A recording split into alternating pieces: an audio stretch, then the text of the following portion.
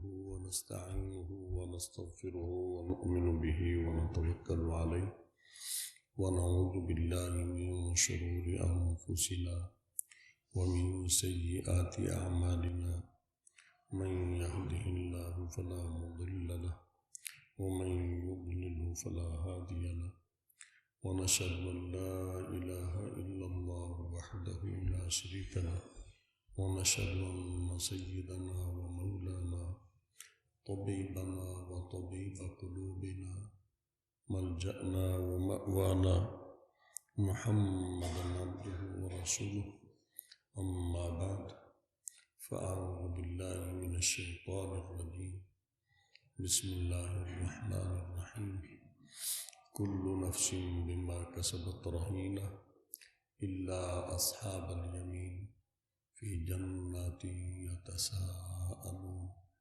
عن المجرمين ما سلككم في سقر قالوا لم نكن من المصلين ولم نكن نطعم المسكين وكنا نخوض مع الخائضين وكنا نكذب بيوم الدين حتى أتانا اليقين فما تنفعهم شفاعة الشافعين فما لهم عن التذكرة معرضين صدق الله العظيم وبلغنا رسوله النبي الكريم الأمين وقال تعالى إن الله وملائكته يصلون على النبي يا أيها الذين آمنوا صلوا عليه وسلموا تسليما الصلاة والسلام عليك يا سيدنا يا رسول الله وعلى آلك وأصحابك يا سيدنا يا حبيب الله الصلاة والسلام عليك يا سيدنا يا رحمة للعالمين وعلى آلك وأصحابك يا سيدنا يا شفيع المذنبين الصلاة والسلام عليك يا سيدنا يا جد الحسن والحسين وعلى آلك وأصحابك يا سيدنا يا وسيلتنا في الدارين. حمد و صلاۃ کے بعد گرامی قدر حاضرین و سامعین، ماہ شعبان المعظم فیضان بار ہے۔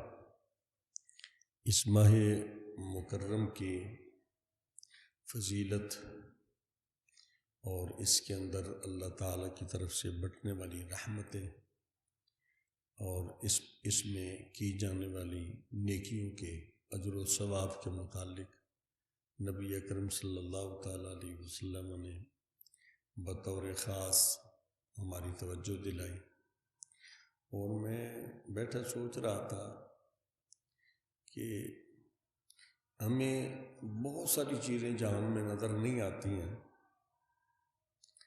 یعنی ہم جو عام انسان ہیں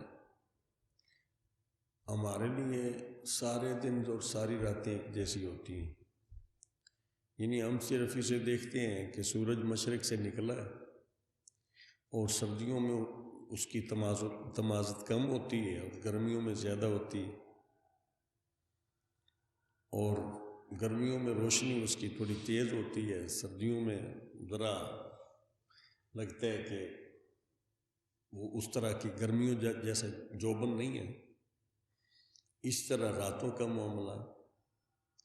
لیکن قربان جائیں مصطفیٰ کریم علیہ السلام کی نظر نبوت پر کہ رب تعالیٰ نے آپ کو رحمت للعالمین بنایا، اور پھر سرکار کو ایسی خصوصیات عطا فرمائیں کہ آپ ان خصوصیات کی بنا پر ایسے اللہ تعالیٰ کی رحمتوں کے اسرار، اس کے وہ پردے افشا کرتے ہیں کہ نبی علیہ السلام کی امت ان اوقات کو اللہ تعالیٰ کی عبادت میں بجا لا کر مصروف کار کر کے اللہ تعالیٰ کی رحمتوں سے فیض یاب ہو جاتی۔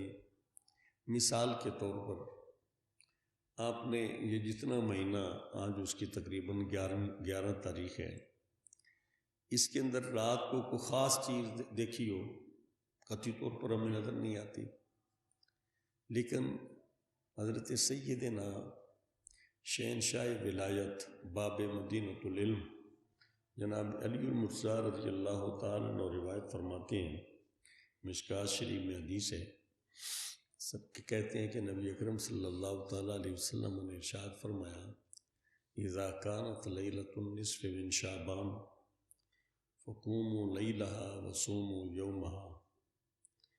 اے مصطفیٰ کریم علیہ السلام کا کلمہ پڑھنے والوں، نبی اکرم صلی اللہ تعالیٰ علیہ وسلم نے ارشاد فرمایا، جب شعبان المعظم کی 15ویں تاریخ ہو، یعنی 14 دن گزر جائیں، آگے جو رات اس کے بعد آتی ہے جس کا آگے اگلا دن 15واں گنا جاتا ہے، اس میں نبی اکرم صلی اللہ تعالیٰ علیہ وسلم نے ارشاد فرمایا کہ میری امت اس رات کو قیام کرنا اور اگلے دن کا روزہ رکھنا۔ اب ہمیں تو نہیں پتہ کہ اس دن کیا ہے۔ جامع ترمذی میں حدیث ہے، حضرت عائشہ صدیقہ طیبہ طاہرہ ام المومنین رضی اللہ تعالیٰ عنہ آپ فرماتی ہیں کہ میری باری تھی، یعنی کریم آقا علیہ الصلوۃ والسلام کی خدمت کا شرف حاصل کرنے کی۔ آپ میرے ہاں تشریف فرماتے کہ اچانک رات کے وقت میں نبی اکرم صلی اللہ تعالیٰ علیہ وسلم چپکے سے اٹھے اور مجھے بتائے بغیر آپ تشریف لے گئے۔ تو چونکہ روٹین میں ایسے نہیں ہوتا تھا تو میں تھوڑا حیران بھی ہوئی اور تھوڑا پریشان بھی کہ کریم آقا علیہ الصلوۃ والسلام آج میری باری میں یہ جو سارا ٹائم مجھے ملنا تھا کہیں کسی اور زوجہ محترمہ کو نوازنے کے لیے تشریف نہ لے گئے۔ فرماتی ہیں کہ میں نے محبوب علیہ الصلوۃ والسلام کو تلاش کیا، حجرات مقدس میں دیکھا، مسجد شریف میں دیکھا، ادھر ادھر جتنی جگہ ممکن تھی۔ تو آپ کو پتہ ہے کہ جہاں اس وقت مصطفیٰ کریم علیہ الصلوۃ والسلام کا گنبد خضرا شریف ہے، ادھر ہی حضرت سیدہ عائشہ صدیقہ رضی اللہ عنہ کا حجرہ مبارک تھا، اور وہاں سے یہ جنت البقیع 2-3 ایکڑ کا فاصلہ ہوگا، یعنی آج کل تو حرم میں ہی یہ تقریباً گنا جاتا ہے۔ فرماتی ہیں کہ میں نبی اکرم صلی اللہ تعالیٰ علیہ وسلم کو ڈھونڈتے ڈھونڈتے جنت البقیع کی طرف چلے گئے، تو نبی کریم علیہ الصلوۃ والسلام کو میں نے جنت البقیع میں پایا۔ آپ مجھ سے اچانک چپکے سے اٹھے، کہیں اور جگہ نہیں تشریف لے گئے، قبرستان میں تشریف لے گئے۔ جب نبی علیہ الصلوۃ والسلام نے مجھے دیکھا تو آپ نے یہ ارشاد فرمایا کہ کنت تخافین یحیف اللہ علیک ورسولہ، اے عائشہ رضی اللہ عنہ، کیا تجھے یہ خدشہ ہوا کہ اللہ تعالیٰ اور اس کے رسول صلی اللہ علیہ وسلم وہ تمہارا جو وقت کا حق تھا اس میں تصرف کر کے کسی اور کو وہ وقت دے دیں گے؟ اب ظاہری طور پر تو مصطفیٰ کریم علیہ الصلوۃ والسلام آپ زوج ہیں، خاوند ہیں، سیدہ عائشہ صدیقہ رضی اللہ تعالیٰ عنہ بیوی ہیں۔ ظاہری طور پر عام حدیث پاک کا مفہوم یہ سامنے آتا ہے، یعنی بندے کے ذہن میں یہ آتا ہے کہ خاوند جو اپنی بیوی کو ٹائم دیتا ہے وہ اس سے مراد ہے، لیکن نبی کریم علیہ السلام نے فرمایا یحیف اللہ علیک ورسولہ، کیا اللہ تعالیٰ اور اس کے رسول تم پر زیادتی کریں گے؟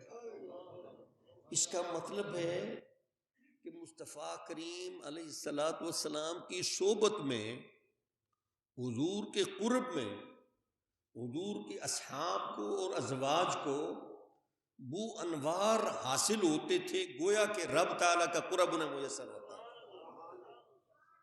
بڑی اونچی بات ہے، بہت اونچی بات ہے۔ ہم ہر چیز کو مادی نقطۂ نظر سے دیکھنے کے عادی ہو گئے کہ نبی کریم علیہ الصلوۃ والسلام کو، رسول مکرم صلی اللہ علیہ وسلم کو ہم اپنے اوپر قیاس کرتے ہیں، ایسی بات نہیں ہے۔ اور اس میں علماء کرام نے اس پر بہت کچھ ارشاد فرمایا۔ فرماتے ہیں کہ اصل میں نبی کریم علیہ الصلوۃ والسلام کی صحبت میں صحابہ کو وہ رب تعالیٰ کا قرب میسر آتا تھا، ان کی روحانیت کی وہ منزلیں طے ہوتی تھیں جو وہاں سے غیبوبت میں انہیں میسر نہیں تھی۔ تو اس لیے جو ازواج مطہرات علیہن الرضوان، انہیں جو یہ بعض اوقات شکوہ ہوتا تھا کہ مصطفیٰ کریم علیہ السلام انہیں زیادہ ٹائم دیں، اس کی بھی بنیادی وجہ ہو سکتا ہے کہ ایک عام بندہ یہ سوچے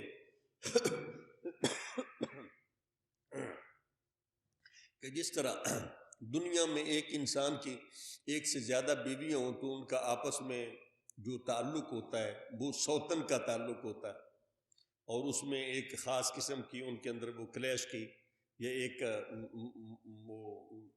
ایک دوسرے کے ساتھ وہ تحاسب کی وہ صورت ہوتی ہے۔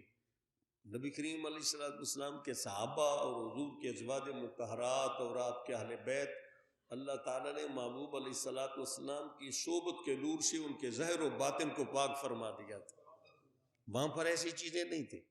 اور یہ جملہ یہ بتاتا ہے یحیف اللہ علیک ورسولہ۔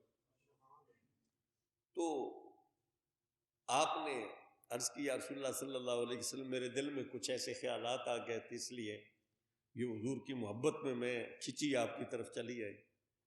نبی اکرم صلی اللہ تعالیٰ علیہ وسلم نے ارشاد فرمایا، اور وہ 15ویں شعبان کی رات تھی، نبی علیہ السلام نے ارشاد فرمایا عائشہ رضی اللہ عنہ، ان اللہ تعالی ینزل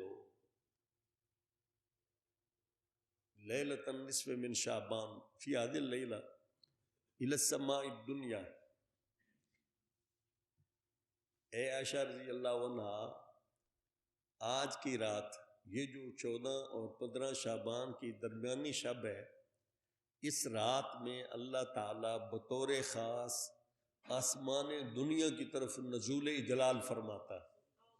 زیر اس کا معنی یہ ہے ینزل الی السماء الدنیا، اللہ تعالیٰ آسمان دنیا یعنی جو سب سے نچلا آسمان ہے اس کی طرف اللہ تعالیٰ اترتا ہے، نازل ہوتا ہے۔ لیکن ہم اہل سنت و جماعت یہ عقیدہ رکھتے ہیں کہ اللہ تعالیٰ اوپر چڑھنے سے، نیچے ہونے سے اللہ تعالیٰ پاک ہے۔ یہ اوپر جانا، نیچے ہونا، دائیں ہٹنا، بائیں ہٹنا، آگے پیچھے ہونا، یہ مخلوق کی صفات ہیں، اور اللہ تعالیٰ مخلوقات میں سے کسی مخلوق کے مشابہ نہیں ہے۔ تو اس کا معنی علماء یہ کرتے ہیں کہ اللہ تعالیٰ بطور خاص رحمت عامہ کے ساتھ، عام عمومی رحمت کے ساتھ اہل دنیا کی طرف بطور خاص تجلی فرماتا ہے۔ اللہ تعالیٰ ایک عمومی رحمت جسے ہر ایک کو نوازنا ہوتا ہے، اس رحمت کے ساتھ اللہ تعالیٰ آسمان دنیا کی طرف یہ تجلی فرماتا ہے، نزول جلال فرماتا ہے۔ آپ دیکھیں نا، اللہ تعالیٰ کا خاص رحمت کے ساتھ تجلی فرمانا وہ کس رات میں ہوتا ہے؟ محبوب علیہ السلام کو اس رات کا بھی علم ہے، اور نبی علیہ السلام نے وہ رات اپنی امت کو بتا دی ہے۔ کتنی بڑی رحمت ہے۔ اور وہ کون سی رات ہے؟ 14 اور 15 کی درمیانی شب، جسے ہم شب برات کہتے ہیں، اس میں تو نبی کریم علیہ السلام نے ارشاد فرمایا پھر کیا ہوتا ہے؟ فَيَغْفِرُ لِأَكْثَرَ مِنْ عَدَدِ شَعْرِ غَنَمِ کلب۔ نبی کریم علیہ السلام نے ارشاد فرمایا کہ عربوں میں جو سب سے زیادہ بکریوں کے اعتبار سے مشہور قبیلہ ہے، اس دور میں جس قبیلے کے پاس سب سے زیادہ بکریاں تھیں، اس قبیلے کا نام ہے بنو کلب۔ بنو کلب۔ تو نبی علیہ السلام نے ارشاد فرمایا آج کی رات اللہ تعالیٰ بنو کلب کی بکریوں کی بالوں کی تعداد سے بھی زیادہ لوگوں کی مغفرت فرماتا ہے۔ بکریوں کی تعداد نہیں، بکریوں کے بالوں کی، برابر بھی نہیں، لِأَكْثَرَ زیادہ، بہت زیادہ۔ رب تعالیٰ یہ شعبان کی 15ویں شب کو بنو کلب کی بکریوں کی بالوں کی تعداد سے بھی بہت زیادہ لوگوں کی مغفرت فرما دیتا ہے۔ یہ نبی علیہ السلام نے بطور خاص اپنی امت کو یہ بات ارشاد پر، اور جامع ترمذی میں یہ حدیث پاک ہے، سیاستہ کی کتاب ہے۔ تو نبی علیہ السلام نے کیوں ارشاد فرمایا؟ تاکہ میری امت اس رات کی قدر کر کے اپنی مغفرت کا سامان کر لے۔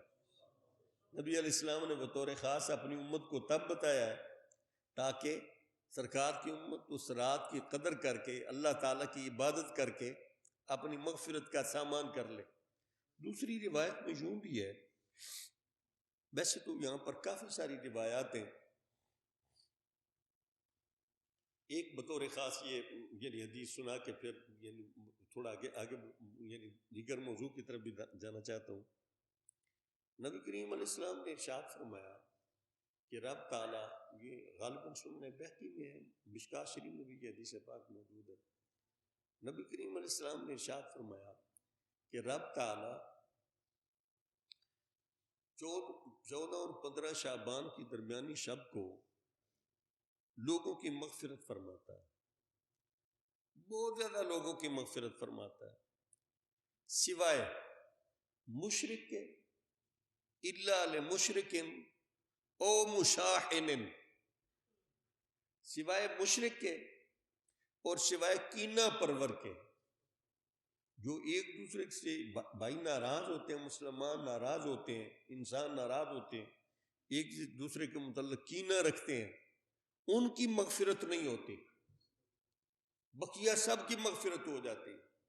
مشرک تو رہے مشرک، ہم الحمدللہ سارے کے سارے مسلم ہیں، موحد ہیں، اللہ تعالیٰ کو ایک ماننے والے ہیں۔ نبی علیہ السلام نے ارشاد فرمایا کہ 15ویں شعبان کی شب کو تمہاری مغفرت ہو جائے گی، اللہ تعالیٰ اپنی رحمت عامہ کے ساتھ یہ بنو کلب کی بکریوں کی بالوں کی تعداد سے بھی زیادہ لوگوں کی مغفرت فرما دیتا ہے، فرما دے گا، لیکن مشاحن کی مغفرت نہیں ہوتی۔ لہذا مجھے یا آپ کو اگر مغفرت درکار ہے، اگر ہم چاہتے ہیں مجھے یا آپ کو یا ہمارے گھر والوں کو مغفرت اللہ تعالیٰ کی ملے، تو میں اس حدیث پاک کے یہ مستفاد کے طور پر، استفادہ کے طور پر یہ عرض کرنا چاہتا ہوں کہ 15 شعبان سے پہلے ہم اپنے سارے تعلقات کا جائزہ لیں، جہاں کہیں ہماری قطع تعلق ہی ہے، ہمارے دلوں میں جہاں کہیں کسی دوسرے بھائی کے متعلق کینہ ہے، ابھی 2 دن ہے، یعنی کل اور پرسوں، اور یہ سوموار کا دن بھی اس کے اندر کاؤنٹ کر لیں، یہ سوموار شام کو جو رات آئے گی وہ ہمارے اعتبار سے 15ویں شعبان المعظم کی وہ رات ہوگی، شب برات کی۔ ہمیں ان 3 دنوں میں اپنی زندگی کا جائزہ لے کر ہمیں اپنے سارے ظاہری طور پر جس بندے کے ساتھ ہمارا وہ ناچاکی کا اگر کہ خاندان ہے تو اس کے اندر قطع رحمی کا یا کہیں ناراضگی کا تعلق ہے، ہم ان سے جا کر اپنے وہ حقوق ادا کر کے یا معافی مانگ کر ہم اس کی تلافی کر لیں، پھر اللہ تعالیٰ کی بارگاہ میں اس رات میں ہم متوجہ ہو جائیں تو نبی علیہ السلام کی خبر کے مطابق اللہ تعالیٰ کی رحمت سے امید واسق ہے کہ رب تعالیٰ ہمارے گناہ معاف فرما دے گا۔ میں نے بعض اہل اللہ کو دیکھا کہ وہ کسی کے ساتھ ان کی حق تلفی ہوتی تھی یا نہیں، وہ کوشش کرتے تھے کہ جہاں کہیں خدشہ بھی ہو تو وہ جا کر یہ 15 شعبان سے پہلے لوگوں سے جا کر وہ معافی مانگتے تھے۔ کیا ہم اپنے خاندانوں میں ایسا کرنے کے لیے تیار ہیں؟ تھوڑی ناک نیچی ہو جائے گی، یہ کہتے ہیں ناک نہیں راندھی، یہ ناک جو ہے نا اس نے یہ قیامت والے دن کیا بنے گا۔ آج ہم یہ قطع رحمی کر کے، میں دیکھتا ہوں بھائی سے ملنے کے لیے تیار نہیں ہے، بہن بھائی ایک دوسرے سے قطع تعلق کر کے بیٹھے ہوئے ہیں، ایک باپ کی اولاد وہ ایک دوسرے کے لیے ایسے ہیں جیسے وہ نام سننے کے لیے تیار نہیں، وہ جانی دشمن ہے، والعیاذ باللہ۔ بخاری شریف میں حدیث ہے، نبی اکرم صلی اللہ تعالیٰ علیہ وسلم نے ارشاد فرمایا، غالباً ابو ہریرہ رضی اللہ تعالیٰ راوی فرماتے ہیں جب اللہ تعالیٰ نے یہ مخلوقات یہ بنا دی، آسمان میں بن گئے، زمینیں بھی بن گئی، دیگر مخلوقات بن گئیں، اللہ تعالیٰ نے اپنے ارادہ کے مطابق جو اس کا پلان ہے اسے وہ مکمل فرما دیا، تو حضور فرماتے ہیں قامت الرحم، بخاری میں حدیث ہے، حضور فرماتے ہیں رحم اٹھ کر کھڑا ہو گیا، صلہ رحمی جسے تعلق کہتے ہیں رشتہ داری، یہ اللہ تعالیٰ جس مخلوق کو جو چاہے وجود عطا فرما دے. ہمارے ہاں جو چیزیں نہیں نہ دیکھی جاتی، انویزیبل جو چیزیں ہیں، اللہ تعالیٰ انہیں بھی وجود دینے کے لیے تیار ہے. تساں اج تک تساں یا میں کدی موت ویکھی؟ اساں دی کہ بندہ مر گیا. نبی اکرم صلی اللہ علیہ وسلم نے ارشاد فرمایا قیامت والے دن موت کو ایک بھیڑ کے لیلے کی صورت میں لایا جائے گا. موت کی بھی شکل ہے، موت بھی ایک وجود ہے.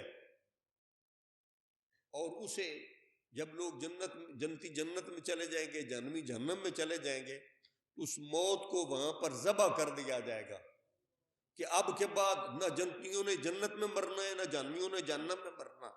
جہنمی ہمیشہ جہنم میں رہیں گے اور جنتی جنت میں رہیں گے. موت ختم ہو جائے گی. تو موت کا بھی ایک وجود ہے. موت کی شکل مینڈے کی حضور نے قرار دی ہے. تو ہر چیز کو اللہ تعالیٰ جسے چاہے وجود دے دے. تو حضور نے فرمایا کہ رحم اسی جو بھی اللہ تعالیٰ نے شکل عطا فرمائی، رحم اللہ تعالیٰ کی بارگاہ میں اٹھ کر کھڑا ہو گیا. فَأَخَذَتْ بِحَقْوَيِ الرَّحْمَنِ، حضور فرماتے رحم نے اللہ تعالیٰ کی پناہ طلب کی. لغوی معنی یہ ہے کہ جہاں پر عمومی طور پر انسان اپنا ازار باندھتا ہے، یعنی جہاں ہم شلوار باندھتے ہیں یا تہمت باندھتے ہیں، انسان کا وہ کمر کا حصہ، اسے حقوہ کہتے ہیں. تو اللہ تعالیٰ حقوہ سے پاک ہے. تو اس کا معنی یہ ہے کہ علماء فرماتے ہیں یہ حدیث متشابہات میں سے ہے.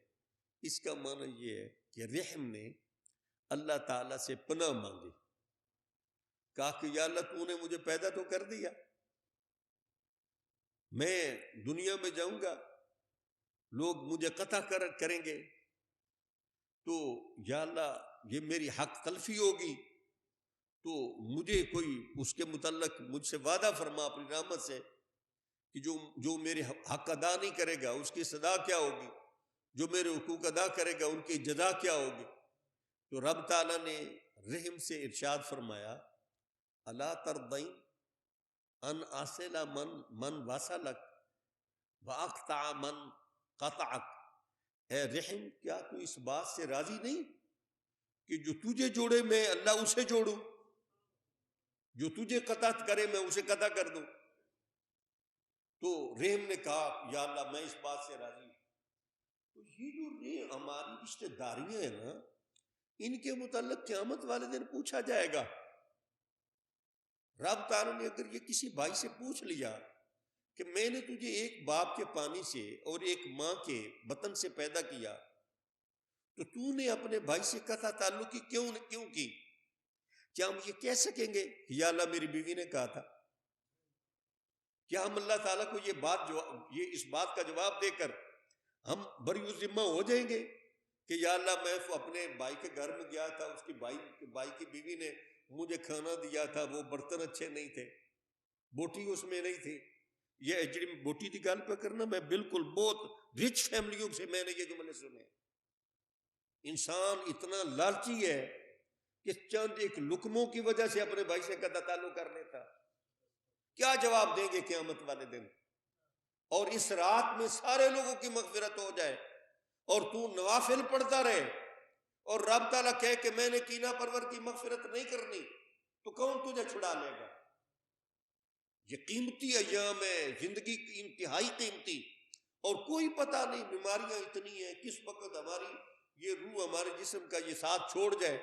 اگر اسی حالت میں مر جائیں گے، آج ہم یہ سوچتے ہیں، میں اس بات کا قائل ہوں اصالہ ثواب اور مغفرت کی دعائیں انسان کو فائدہ دیتی ہیں، لیکن ہماری دعاؤں میں اخلاص کتنا ہے جو ہم پہلوں کے لیے کرتے ہیں؟ کیا ہم یہ یقین رکھتے ہیں کہ پچھلے ہمیں بخشوا لیں گے؟ یہ انسان کی خام خیالی ہے. آج تیرے اور میرے پاس یہ وقت ہے، ہم اپنی پوری زندگی کے تعلقات، جہاں ہماری ذاتی اناد کی وجہ سے، انانیت کی وجہ سے، بغیر کسی دینی تعلق کے، ہم نے اپنی انانیت کی وجہ سے، اپنے مفادات کی وجہ سے جہاں ہم نے قطع تعلقی کر رکھی ہے، اس کا ہم جائزہ لے کر ہم اس کی اصلاح کریں. تو اللہ تعالیٰ کی رحمت تو یہ ہماری طرف متوجہ ہے اور ہماری مغفرت فرمانا چاہتی، لیکن اگر ہم ہی اس کے لیے تیار نہ ہوئے تو پھر وہ کیا بنے گا؟ اور اس حدیث کا یہ جز نہیں ہے، لیکن دوسری حدیثوں میں یہ بھی ہے، او مدمن الخمر، اس رات میں نشئی بندے کی بھی مغفرت نہیں ہوتی۔ چوتھا جملہ یہ بھی ہے، کسی روایت میں نبی علیہ السلام نے ارشاد فرمایا والدین کے نافرمان کی بھی اس رات میں مغفرت نہیں ہوتی۔ اب یہ رات 2 راتوں کے بعد آنے والی ہے، آج، کل اور پرسوں، 3 راتیں بن جائیں گی۔ 3 راتوں کے بعد، یہ سوموار کے بعد والی یہ رات ہے۔ اس سے پہلے میں آپ کو ایڈوانس اس لیے عرض کر رہا ہوں، آپ کے بھائیوں، میرے ذمہ آپ کا حق ہے، جو قیمتی راتیں ہوں، قیمتی لمحات ہوں، ان کی قدر سے آپ کو آگاہ کروں، تو اس کے متعلق میں نے آپ کو مطلع کر دیا۔ محبوب علیہ السلام نے ایک اور یعنی اس طرف کی توجہ دلائی، اس پر تفصیلی انشاءاللہ، یہ چونکہ حدیث ہے بہت وضاحت طلب ہے جو ابھی عرض کرنے لگا ہوں، اسے انشاءاللہ یہ 15ویں شعبان کی جو شب ہوگی اسی رات میں اس کی جو تفصیل ہے وہ انشاءاللہ اسی رات عرض کریں گے۔ محبوب علیہ السلام نے ارشاد فرمایا حال تدرین، کیا تمہیں پتہ ہے کہ ما فی هذه اللیلہ، اس رات میں ہے کیا؟ حضرت عائشہ صدیقہ رضی اللہ عنہ فرماتی ہیں نبی علیہ السلام نے پہلے سوال فرمایا کسی موقع پر کہ آپ کو پتہ ہے کہ 15ویں شعبان میں کیا ہے؟ کہتی ہیں میں نے اس کی رسول اللہ صلی اللہ علیہ وسلم ما فیہا، آپ بھی بتائیں کہ اس کے اندر کیا ہے؟ نبی اکرم صلی اللہ تعالیٰ علیہ وسلم نے ارشاد فرمایا کہ اس سال میں فیہا یکتبا کل مولود بنی آدم فی هذه السنہ بکلو یکتبا فیہا کل حالک من بنی آدم فی هذه السنہ۔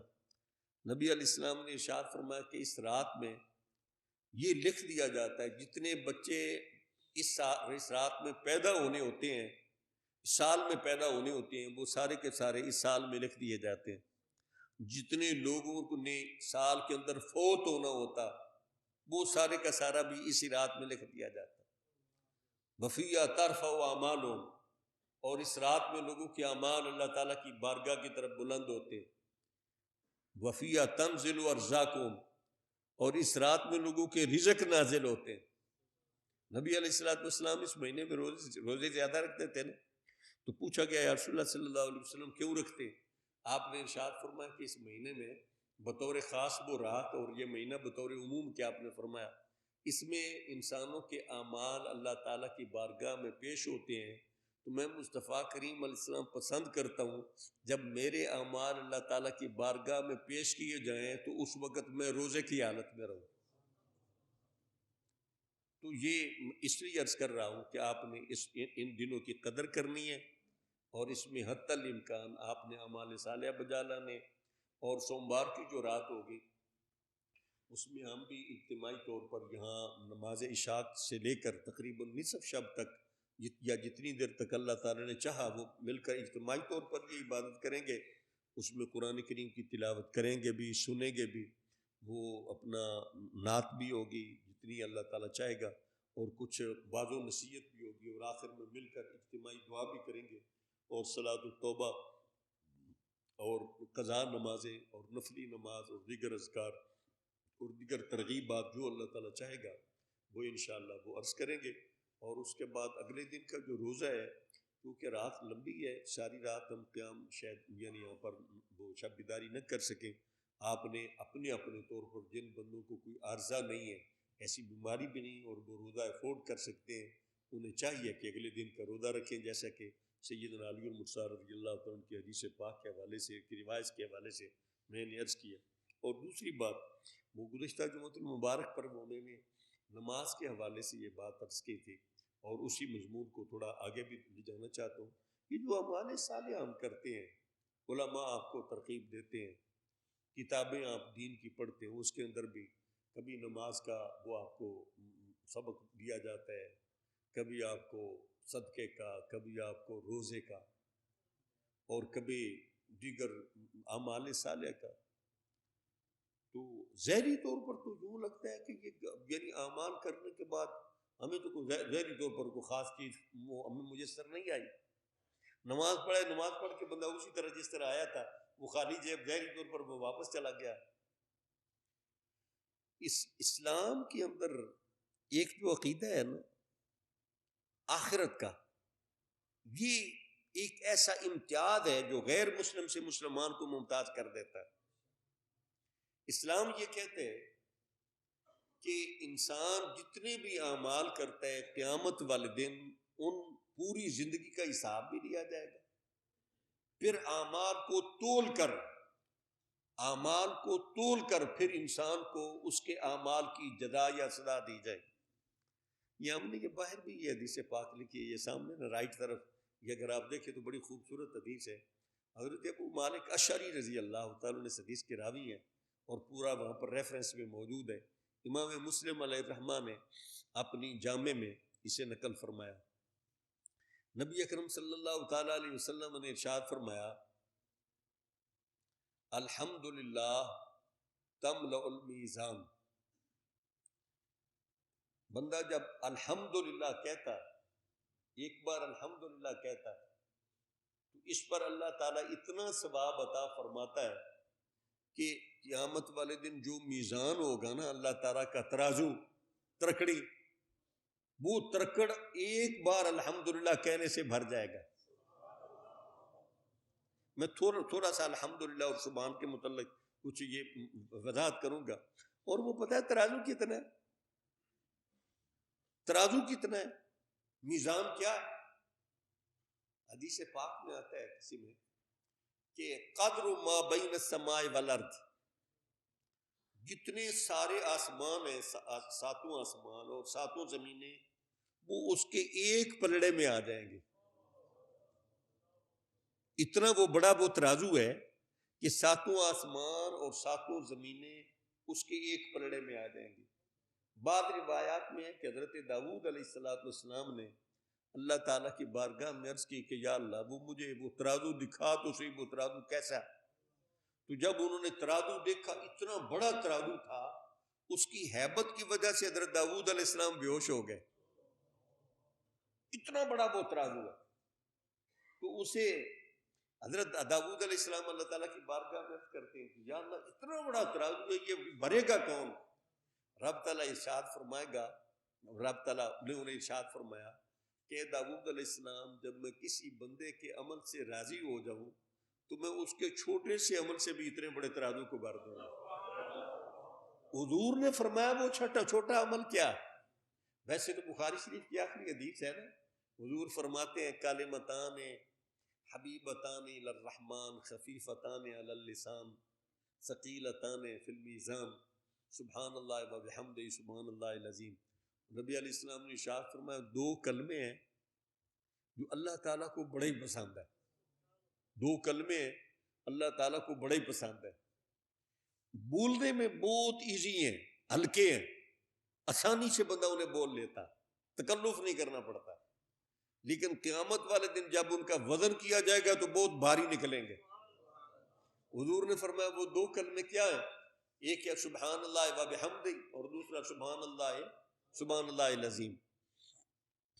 تو نبی علیہ السلام نے یہ جو مسلم شریف کی، یہ بخاری شریف کی آخری حدیث ہے جو پہلے، دوسری حدیث میں حضور نے فرمایا کہ الحمدللہ تملأ المیزان.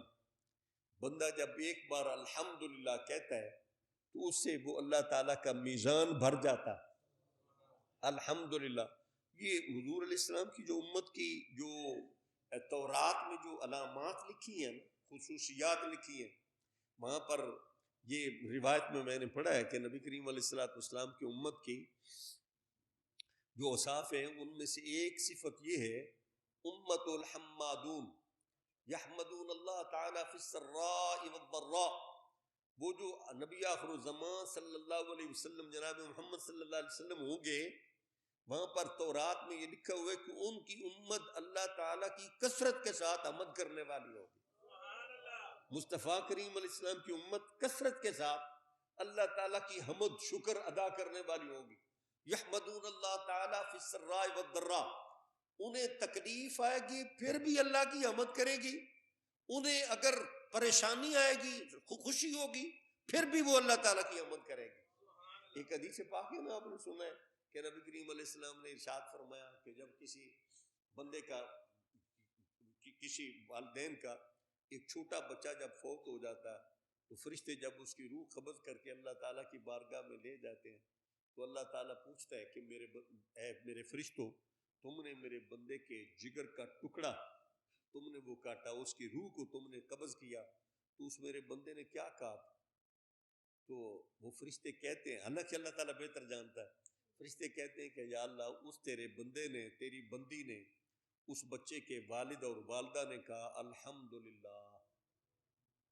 اللہ تعالیٰ جس حال میں رکھے ہم اس میں اللہ تعالیٰ سے راضی اور اس کی حمد کرتے ہیں، اس کا شکریہ بجا لاتے ہیں۔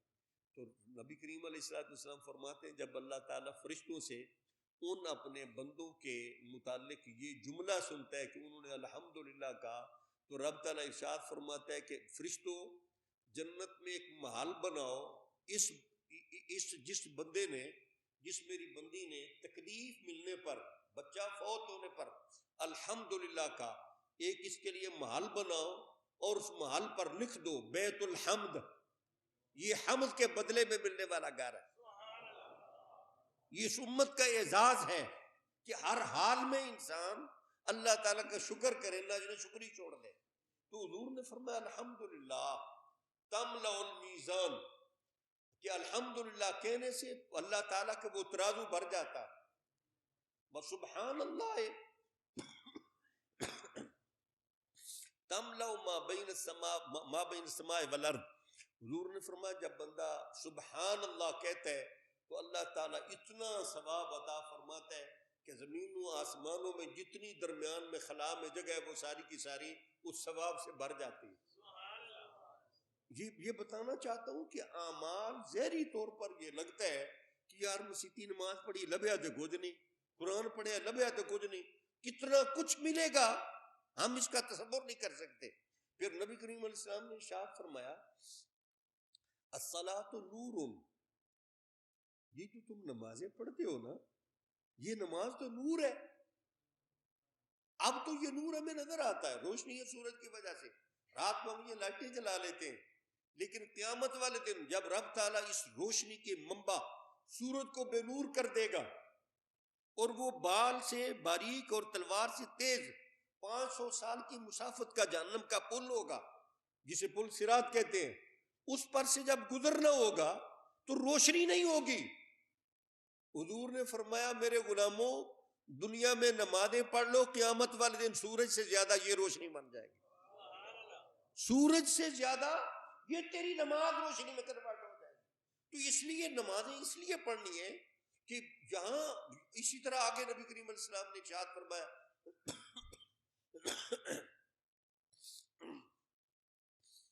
وَالصَّبْرُ ضِيَاءٌ،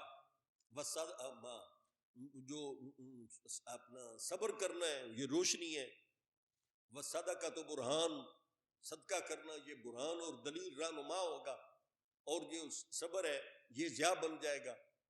اور آگے یہ صرف تینوں جملے اگر ہم دیکھیں نا، آگے حدیث کے 2 جملے ہیں وہ بھی ضرور یہ عرض کرنے ہیں، ان کے یعنی ایک 2 منٹ میں صرف ان کا مفہوم یہ عرض کرتا ہوں۔ تو یہ جو نمازیں، روزہ، صبر، یہ روزہ ہے اور صدقات و خیرات، یہ اس کا فائدہ انسان کو ہی رب تعالیٰ لوٹاتا۔ اللہ تعالیٰ تو ہمارے اعمال سے بے نیاز ہے، اس پر اللہ تعالیٰ اتنا اجر و ثواب عطا فرمائے گا کہ ہم اس کا تصور بھی نہیں کر سکتے۔ بلکہ یہ تو وہ صورتیں ہیں نا، یعنی وہ چیزیں ہیں جو ہمیں یعنی جزا کے طور پر جنت کی صورت میں یا مختلف نعمتوں کی صورت میں ملے گی۔ اگر بخاری شریف کی دوسری حدیث کے حدیث پاک کی روشنی میں جسے حضرت ابو ہریرہ رضی اللہ تعالیٰ نے روایت فرمایا، تو وہ اگر اس کی روشنی میں دیکھیں تو نبی کریم علیہ السلام ارشاد فرماتے ہیں کہ اللہ تعالیٰ فرماتا ہے لا یزال عبدی یتقرب الی بالنوافل حتی احببتہ، اگر رب تعالیٰ ارشاد فرماتا ہے جب بندہ کثرت کے ساتھ نفلی عبادات بجا لاتا ہے تو میں اسے ثواب نہیں بلکہ اس کے بدلے میں اس بندے کو اپنے محبوبوں میں شامل فرما لیتا ہوں۔ یہ کتنا بڑا انسان کے لیے اعزاز ہے کہ انسان کا مالک اللہ اس بندے سے پیار کرنے لگ جائے. یہ کتنی بڑی اللہ تعالیٰ کی رحمت ہے. جنت ملے یہ بھی کم نہیں ہے. دنیا جنت کا جو سب سے کم کسی بندے کو وہ حصہ ملے گا نا، وہ جن زمین سے لے کر آسمان تک وہ اس بندے کو وہ جگہ ملے گی. یہ حدیث پاک میں آتا ہے. تو لیکن یہ رب تعالیٰ اس سے زیادہ بندے کو عطا فرما دے گا. اور آخری جو جملہ ہے اس کے متعلق یہ بے شک مفہوم سن لیں، کسی موقع پر یہ اس کی وضاحت کریں گے. میں یا آپ ہم جتنے انسان ہیں نا، جتنے بھی ہیں، نبی کریم علیہ السلام نے ارشاد فرمایا کل الناس یغدو فبائع نفسہ. سارے انسان صبح کرتے ہیں، سارے انسان جب صبح کرتے ہیں تو حضور نے فرمایا ہر انسان اپنے آپ کو بیچ ڈالتا. مسلم شریف میں حدیث ہے، وضاحت کسی اور موقع پر، لیکن مفہوم آپ سمجھ جائیں گے. حضور نے فرمایا ہر انسان جب صبح کرتا ہے اپنے آپ کو بیچتا ہے اپنے عمل کے بدلے میں. فبائع النفس فموتقها او موبقها. کچھ انسان ہیں جو اعمال صالحہ بجا لا کر روزانہ اپنے آپ کو اللہ تعالیٰ کے عذاب سے آزاد کروا لیتے ہیں. کچھ ایسے ہیں جو روزانہ نافرمانی کر کے اپنے آپ کو جہنم کے ایندھن کا روزانہ اپنے آپ کو مستحق بنا دیتے ہیں. انسان تو اور میں، ہم بھی تو جائزہ لیں نا کہ ہم نے صبح سے لے کر شام تک ہم نے کیا کھویا کیا پایا. ہم اپنے عمل کے بدلے میں گروی رکھے ہوئے ہیں.